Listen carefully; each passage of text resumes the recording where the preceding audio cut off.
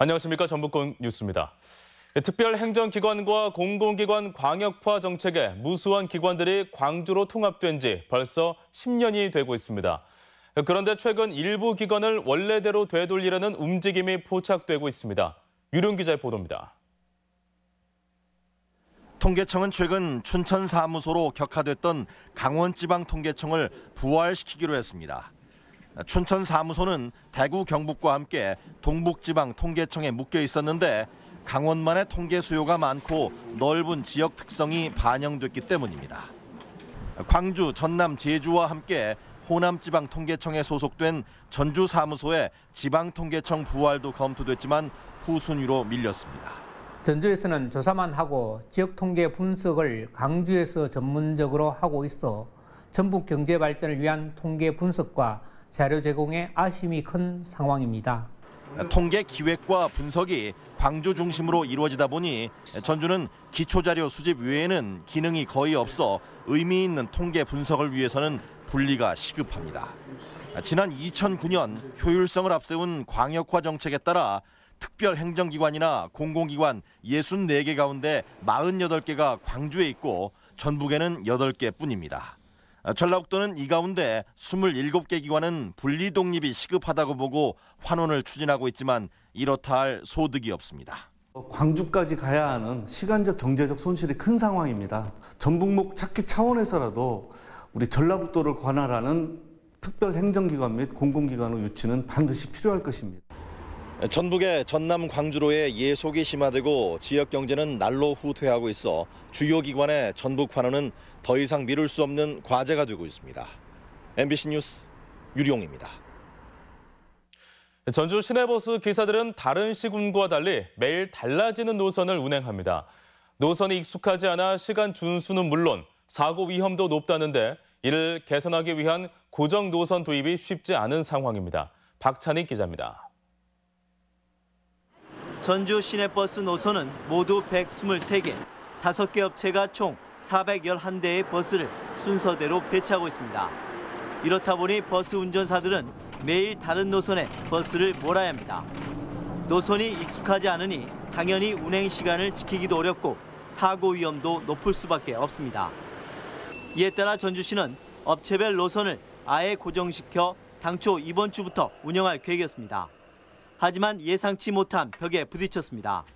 회사별로 차이가 나는 수익금을 평등하게 보존하는 문제가 생기게 됩니다. 현재 그 방법을 찾기 위해서 지금 사측과 논의 중에 있습니다. 각 노선별 수입을 5개 업체가 배분하는데 임금 소송 중인 노조가 업체 2곳의 카드 수익금을 압류하면서 말썽이 생긴 것입니다. 여기에 확대 시행하려던 1일 2교대도 답보 상태에 빠졌습니다. 1일 2교대는 하루 18시간을 일하고 다음 날 쉬는 격일제 대신 하루 8시간 근무로 기사들에게 휴식을 보장해 사고를 막는 게 목적입니다. 하지만 버스 노사 모두 이를 반대하고 있습니다. 사측은 인원을 더 뽑아야 하는 비용 부담을, 노조는 연장 근무가 없어지는 임금 감소를 우려하고 있습니다. 교대지 문제나 예를 들면 고정노선 문제 이런 것들이 아직 미비했기 때문에 그런 것들이 좀 완전하게 정비가 된 다음에 교대제로 가자. 현재 1일 2교대를 도입한 곳은 전일여객 한 곳뿐입니다. 버스기사의 근무 여건 개선과 시민 안전을 도모하려던 1일 2교대 확대와 고정노선 도입이 터덕이고 있습니다. MBC 뉴스 박찬익입니다. 전라북도 지역은 오늘 추위가 물러가면서 비교적 포근한 날씨가 이어졌습니다. 곳곳에 나들이를 나온 시민들이 활기찬 모습을 보였습니다. 한범수 기자입니다. 아침 일찍 공원을 찾은 사람들이 서로 편을 나눠 축구 경기를 시작합니다. 한치의 양보가 없는 팽팽한 접전 속에 균형을 깨는 시원한 첫 골이 터져나옵니다. 취미 생활을 위해 모인 사람들이지만 축구에 대한 열정만큼은 프로 선수 못지 않습니다.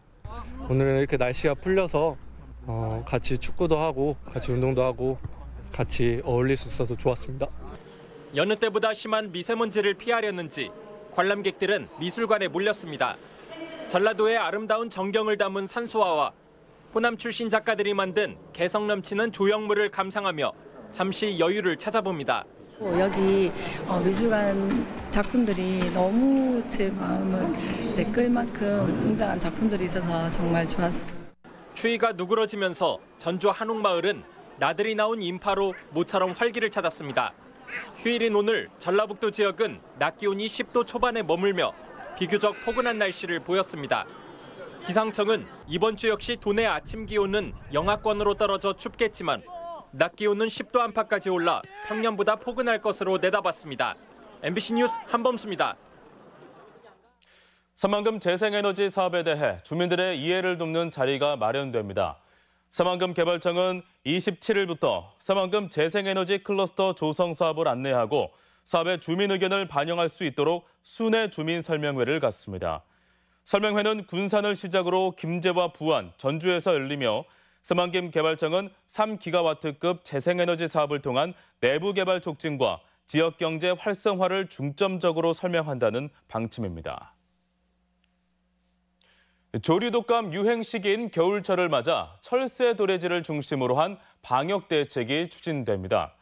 전라북도 동물위생시험소는 최근 철새 유입이 증가해 조류독감 발생 가능성이 높아짐에 따라 내일부터 다음 달 말까지 철새 도래지 예찰 검사를 강화합니다.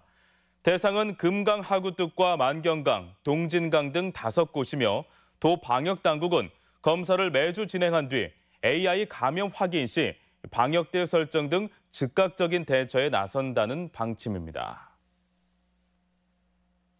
성매매 집결지인 전주 선미촌의 재활용센터 조성이 본격화합니다. 전주시는 48억 원을 들여 선미촌 건물을 매입해 폐자원을 활용한 제품 판매 시설과 작업 공간, 교육 공간을 만들기로 했습니다. 전북군 뉴스였습니다.